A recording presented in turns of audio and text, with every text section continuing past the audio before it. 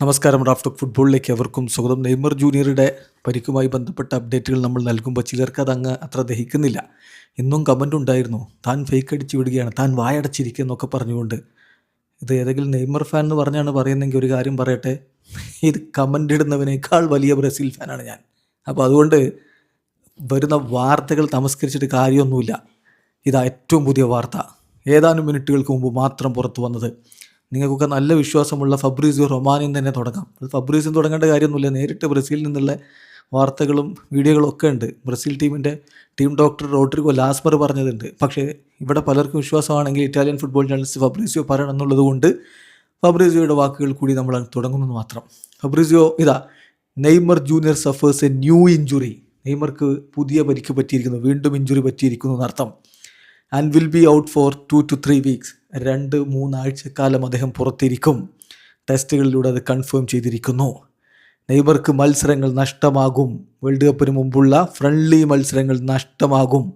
അതോടൊപ്പം തന്നെ could miss opening game against മൊറോക്കോക്കെതിരെയുള്ള ബ്രസീലിൻ്റെ വേൾഡ് കപ്പിലെ ആദ്യ മത്സരവും നഷ്ടമായേക്കുമെന്ന് ഫബ്രീസിയോ റിപ്പോർട്ട് ചെയ്യുന്നു.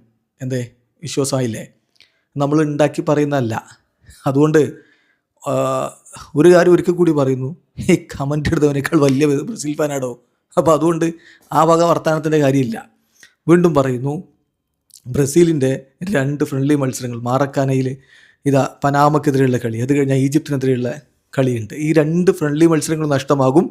And also Neymar could miss opening game against മൊറോക്കോക്കെതിരെയുള്ള ബ്രസീലിൻ്റെ ആദ്യ മത്സരവും നഷ്ടമായിരിക്കും എന്ന് ഫബ്രീസിയോ റിപ്പോർട്ട് ചെയ്യുന്നു. ഫബ്രീസിയോ വേണ്ടതേ നമുക്ക് ബ്രസീൽ ടീം ഡോക്ടറുടെ വാക്കുകൾ തന്നെ കേൾക്കാം. ഇതാ Rodrigo ലാസ്മറാണ്.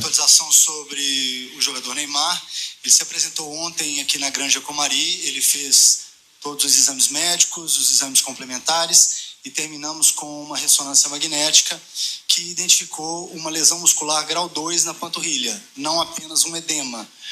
O atleta ele segue em tratamento.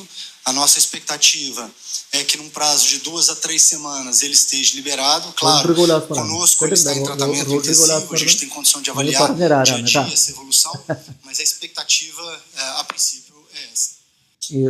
Atualização sobre o jogador Neymar. Rodrigo ലാസ്മറിൻ്റെ പിതാവും ബ്രസീൽ ടീമിൻ്റെ ഡോക്ടറായിരുന്നു. അറിയാം നമുക്കത്. 2016 മുതൽ ഇദ്ദേഹം ബ്രസീൽ ദേശീയ ടീമിൻ്റെ ഒപ്പം ഉണ്ട്. നീണ്ട കാലമായിട്ടുണ്ട്. ടിറ്റയുടെ കാലഘട്ടത്തിലുണ്ടായിരുന്നു. നെയ്മർക്ക് 5th മെറ്റാടാർസലിന് പരിക്ക് പറ്റിയൊരു സമയമല്ലേ. ലോകത്തെ മറ്റു ഡോക്ടർമാരൊക്കെ നെയ്മർക്ക് വേൾഡ് കപ്പ് കളിക്കാൻ പറ്റില്ല എന്ന് പറഞ്ഞപ്പോൾ ഞാൻ ശരിയാക്കി തരാമെന്ന് പറഞ്ഞ ആളാണ്. അങ്ങനെ ശരിയാക്കി 2018 വേൾഡ് കപ്പ് കളിപ്പിച്ചു. അതേ റോഡ്രിഗോ ലാസ്മറാണിത്. ബ്രസീലിലെ ഏറ്റവും മികച്ച എല്ല് രോഗ വിദഗ്ധനാണ്. അദ്ദേഹമാണ് ബ്രസീൽ ടീമിൻ്റെ ഡോക്ടർ. ആ റോഡ്രിഗോ ലാസ്മറാണിപ്പോൾ കൃത്യമായിട്ട് പറയുന്നത്. എന്താ പറയുന്നതെന്നറിയോ? നെയ്മറുടെ പരിക്ക് ഇപ്പോൾ എഡിമയല്ല, ഒരു വീക്കം മാത്രമല്ല, മറിച്ച് നെയ്മർക്ക് ഗ്രേഡ് 2 മസിൽ ഇഞ്ചുറിയാണുള്ളത്. അദ്ദേഹത്തിൻ്റെ കാഫിന് ഗ്രേഡ് 2 മസിൽ ഇഞ്ചുറിയാണ്. That is recovery should take 2 to 3 weeks. 2 ആഴ്ച മുതൽ 3 ആഴ്ചക്കാലം വരെ എടുക്കുമെന്ന് റോഡ്രിഗോ ലാസ്മറ റിപ്പോർട്ട് ചെയ്യുന്നു. വേൾഡ് കപ്പ് തുടങ്ങാൻ 2 ആഴ്ചയുള്ളൂ, മനസ്സിലായോ? അതുകൊണ്ടാണ് പറയുന്നത്. ഇതിൽ ആശങ്കയുണ്ട്. വെറുതെ വാർത്തകളില്ല എന്ന് നടിച്ചിട്ട് തമസ്കരിച്ചിട്ട് കാര്യമില്ല. നെയ്മറുടെ പരിക്ക് അത്ര സിമ്പിളല്ല. ഇത് അദ്ദേഹത്തിന് മത്സരങ്ങൾ നഷ്ടമാകുന്ന അവസ്ഥയിലേക്കാണ് പോകുന്നത്.